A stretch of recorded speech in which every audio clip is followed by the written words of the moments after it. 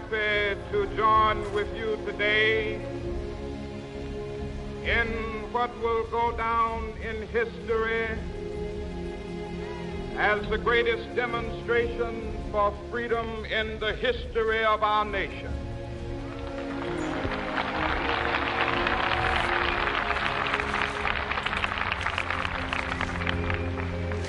Five score years ago,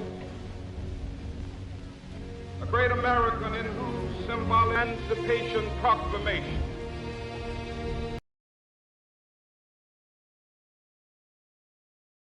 as a great beacon light of hope to millions of Negro slaves who had been seared in the flames of withering injustice. It came as a joyous daybreak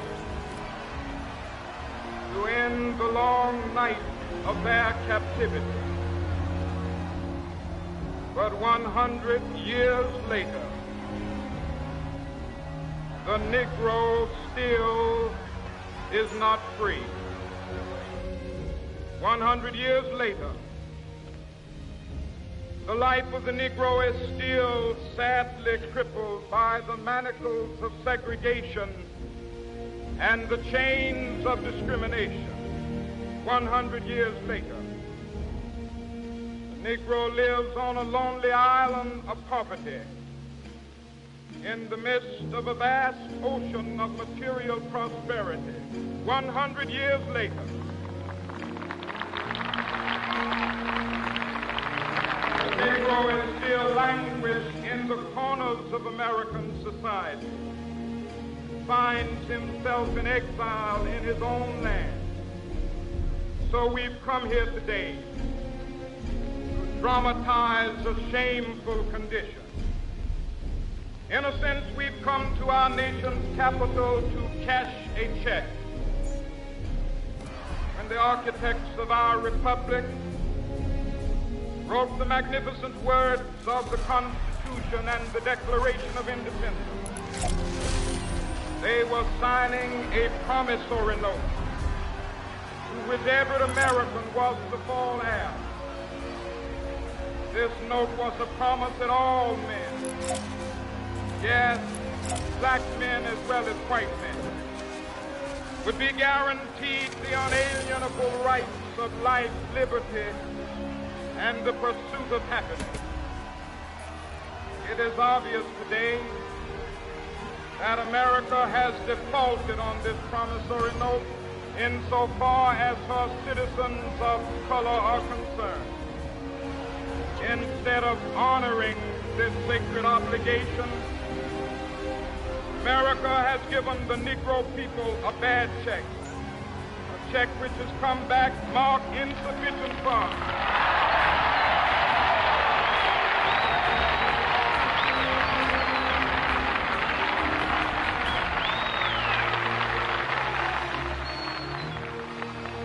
But we refuse to believe that the Bank of Justice believes that there are insufficient funds in the great vaults of opportunity of this nation.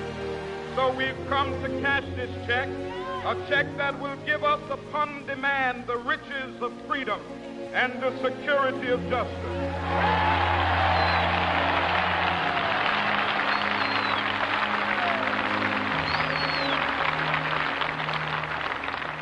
We have also come to this hallowed spot to remind America of the fierce urgency of now. This is no time to engage in the luxury of cooling off or to take the tranquilizing drug of gradualism.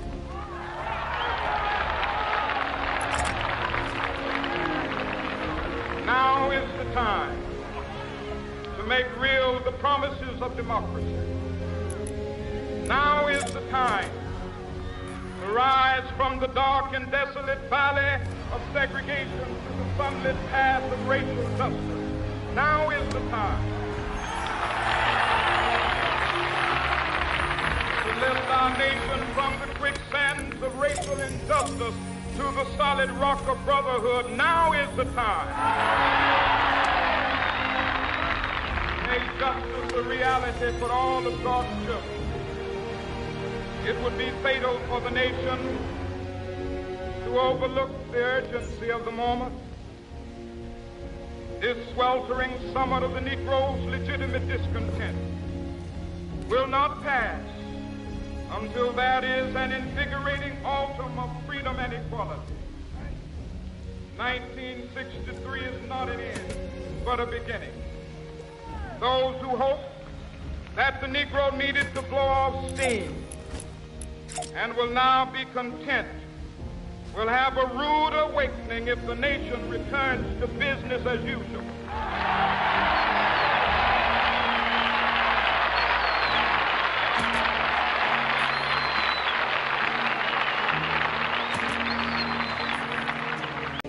Till the Negro is granted his citizenship rights, the whirlwinds of revolt will continue to shake the foundations of our nation until the bright day of justice emerges. But that is something that I must say to my people who stand on the warm threshold which leads into the palace of justice. Must not be guilty of wrongful deeds. Let us not seek to satisfy our thirst for freedom by drinking from the cup of bitterness and hatred.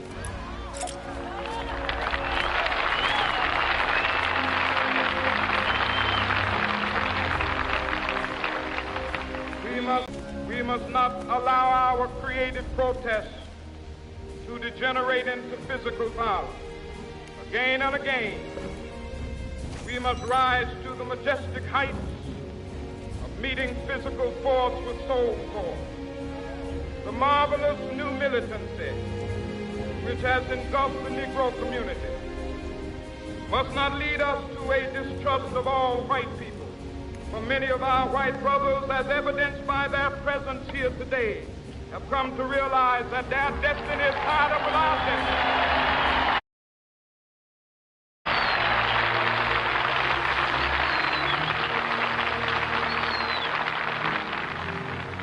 They have come to realize that their freedom is inextricably bound to our freedom. We cannot walk alone. As we walk, we must make the pledge that we shall always march ahead. We cannot turn back. There are those who are asking the devotees of civil rights, when will you be satisfied? Have a great day. We can never be satisfied as long as the Negro is the victim of the unspeakable horrors of police brutality. We can never be satisfied as long as our body is heavy with the fatigue of travel, cannot gain lodging in the motels of the highways and the hotels of the city.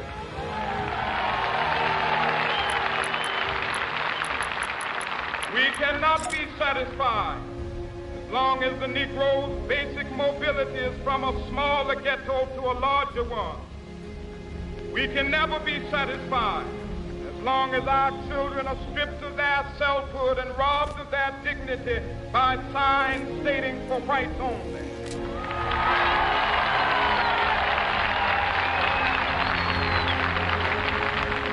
We cannot be satisfied as long as the Negro in Mississippi cannot vote and the Negro in New York believes he has nothing for which to vote.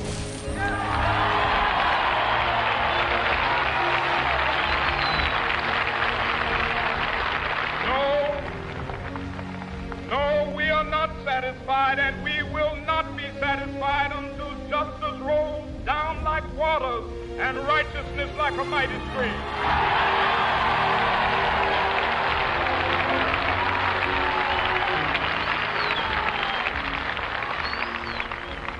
I am not unmindful that some of you have come here out of great trials and tribulations.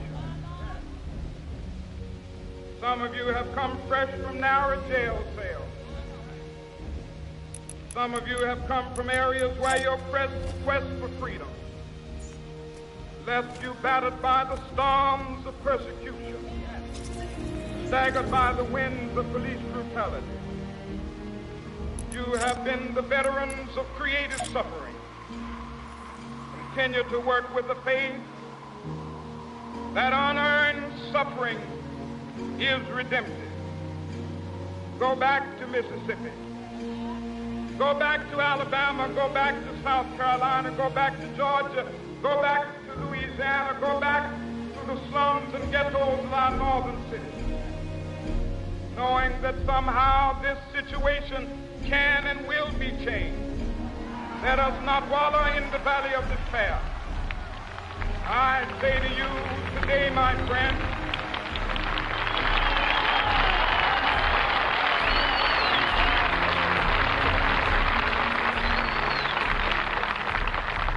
so even though we face the difficulties of today and tomorrow, I still have a dream. It is a dream deeply rooted in the American dream. I have a dream that one day this nation will rise up, live out the true meaning of its creed. We hold these truths to be self-evident, that all men are created equal.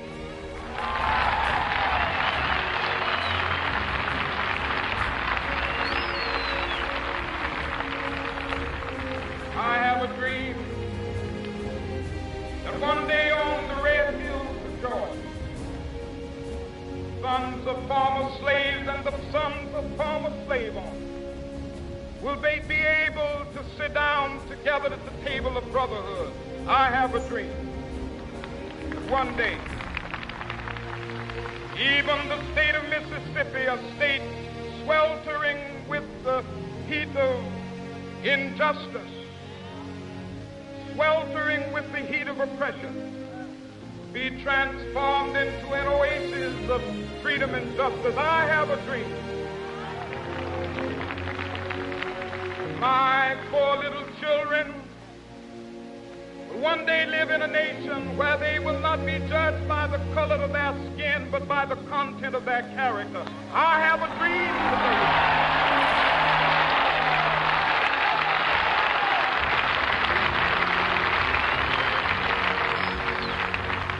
I have a dream that one day down in Alabama, with its vicious racists, with its governor having his lips dripping with the words of interposition and nullification, one day right there in Alabama, little black boys and black girls will be able to join hands with little white boys and white girls as sisters and brothers. I have a dream today.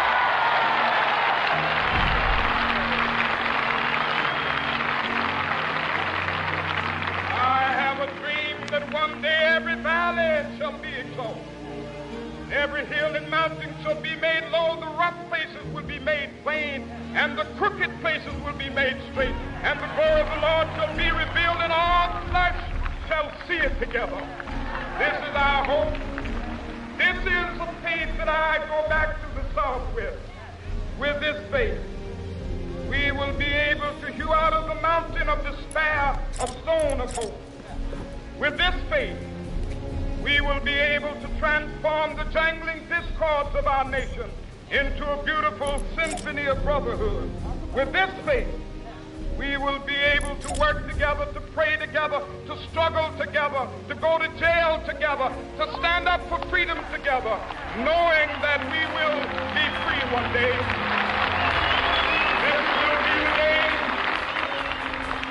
This will be the day with all of God's children be able to sing with new meaning, my country, tears of thee. Sweet land of liberty, of thee I sing.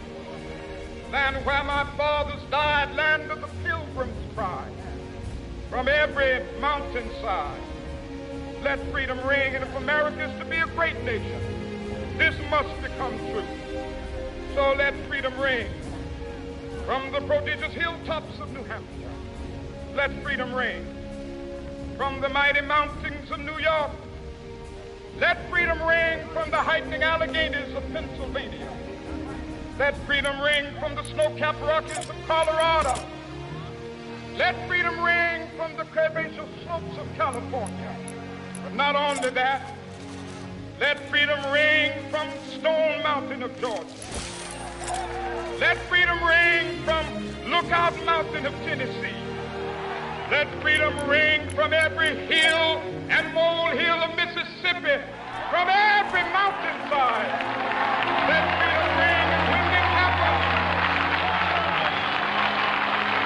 when we allow freedom ring, when we let it ring from every village and every hamlet, from every state and every city, we will be able to speed up that day when all of God's children, black men and white men, Jews and Gentiles, Protestants and Catholics, will be able to join hands and sing in the words of the old Negro spiritual, free at last, free at last.